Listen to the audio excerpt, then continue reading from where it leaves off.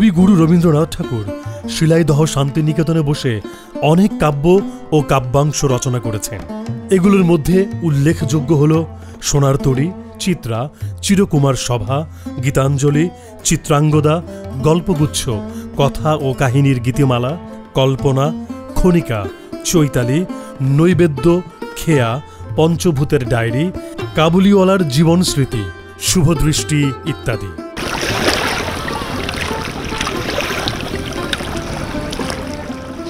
কবির লেখা ছিন্নপত্র পড়ে সহজেই অনুমান করা যায় কবি পদ্মা গড়াই নদীকে কত না ভালোবাসতেন, কত আপন জানতেন পদ্মাকে। আবার কবি যে পদ্মাকে এত ভালোবাসতেন, সেই পদ্মাকে কবি রাক্ষসী বলতে দ্বিধাবোধ করেননি তিনি। শিলাইদহ ও পদ্মা নদী ছিল কবির সাহিত্য সৃষ্টির উৎস।